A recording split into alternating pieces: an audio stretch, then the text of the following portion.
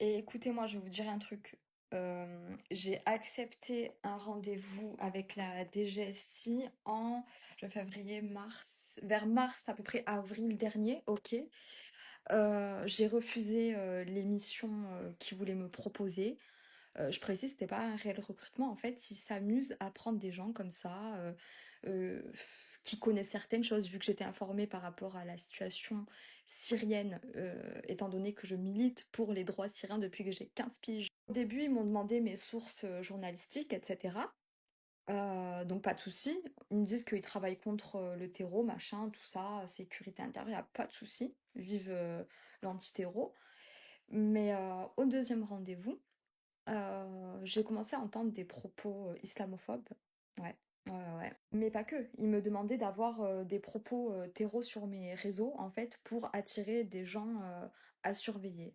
Ils m'ont dit que si je voulais aussi, ils pouvaient m'envoyer, dans les camps en Syrie pour aller surveiller, les arrivants en France de près. En gros, ils m'ont laissé le choix de ce que je voudrais faire avec eux. Ils m'ont parlé aussi d'attirer et d'utiliser ma beauté pour faire des trucs à des gens.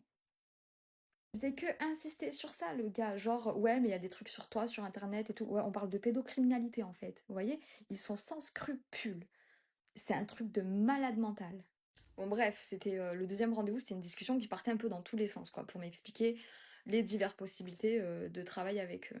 Ah oui, je suis sous le secret institutionnel, ou je ne sais plus quel est le terme exact pour eux.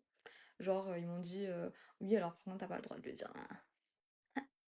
Du moment où je suis en train de voir des propos islamophobes, etc., et que le sujet n'est pas réellement le terreau. Ah oui, parce que c'est pas tout. Moi, il faut savoir qu'en fait, je fais de l'esthétique, je suis esthéticienne, mais je fais que des prestations halal, vous voyez?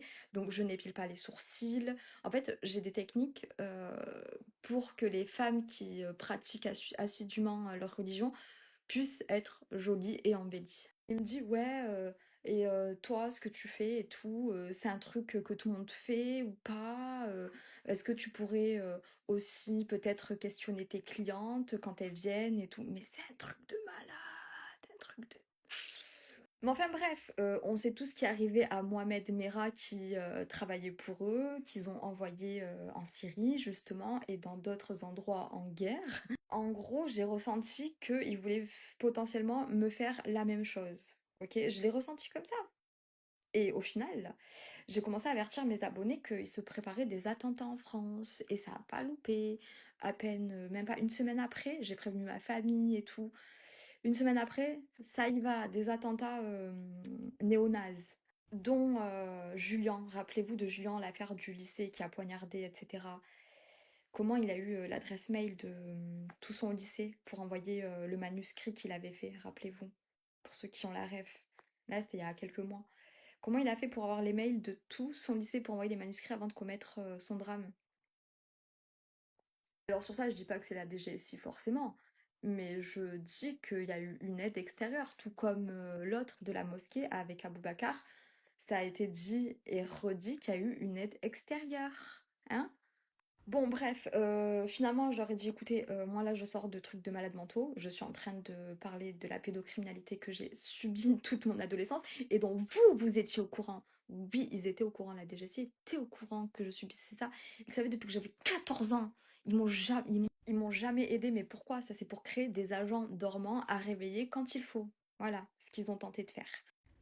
Ou en pensant réutiliser une radicale, étant donné que j'étais accusée d'être radicale parce que je défendais déjà la Palestine depuis que j'avais 15 ans et la Syrie en plus. Et vous savez ce qui s'est passé en Syrie, vous savez tout le Trafalgar qui s'est créé derrière après, avec cette histoire de terroro, etc.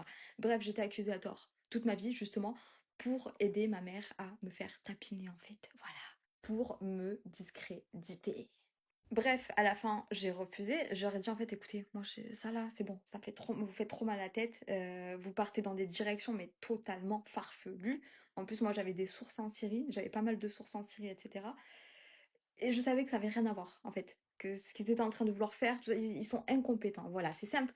Nos services de renseignement intérieur sont incompétents. Moi, il est hors de question, en tout cas que j'aurais travaillé avec eux. C'était hors de question puisqu'ils sont incompétents. Mais après, en même temps, ils travaillent tous pour Bruno Retailleau. C'est Bruno Retailleau, leur patron. Vous savez, ah bah le voile et tout là. Alors sans parler, des infiltrations du Mossad au creux de la DGSI française. D'ailleurs, les infiltrations du Mossad qui ont créé toute cette mascarade autour de la Syrie, ils ont utilisé, ce qui se passait en Syrie pour que ça ait un impact en France sur les musulmans de France. Il faut savoir qu'ils ont pas mal d'indices. Ah oui, ils m'ont dit aussi que je pouvais choisir, des services en échange. Donc, si je voudrais rentrer quelqu'un en prison, j'aurais pu. Genre pour mon affaire pédo et tout, j'aurais pu. Mais, moi, je ne suis pas une corrompue. C'est-à-dire que enfin, je sais pas, ça va pas. C'est pas. J'aurais dit, écoutez, moi, ça, je vais aller en association. De toute façon, je vais voir avec des associations. Et je sais qu'ils vont essayer de me saboter, hein. Alors ça, aucun doute. Mais la raison principale de pourquoi ils ont essayé de me saboter, ils m'ont saboté et vont continuer d'essayer de me saboter, c'est tout simplement que la DGSI a une grosse responsabilité sur la pédocriminalité que j'ai subie durant toute mon adolescence, pardon, où j'étais forcée à me prostituer pour ma mère, qui était en complicité avec eux. Ils ont fait faire de fausses plaintes en mon encontre par des personnes manipulables qu'ils ont aussi recrutées dans leur bureau.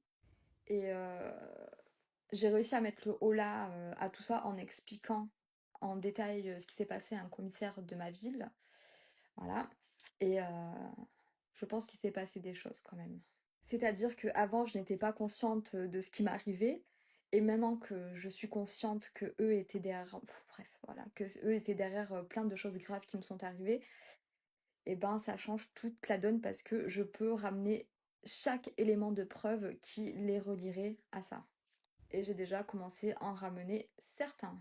Mettre ses capacités à disposition de l'État, oui, mais sans que nos institutions soient infiltrées par des pays qui nous détestent, genre Israël, d'accord? Parce qu'il y a beaucoup d'agents du Mossad dans la DGSI qui récupèrent les dossiers eux-mêmes. La DGSI font des échanges de dossiers, etc. Vous voyez?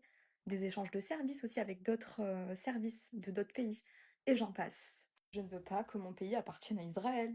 Ça va de soi. Et là, j'ai remarqué que toutes les discussions, c'était pas trop dans l'intérêt des Français en général, hein. C'était pas trop dans l'intérêt de la sécurité intérieure non plus. Alors bon, peut-être que j'étais choisie pour certaines choses, mais ils me parlaient aussi de d'autres choses, de plein d'autres choses, de m'envoyer à droite, à gauche, pas fort. Ils voulaient voir ce qu'ils pouvaient faire de moi.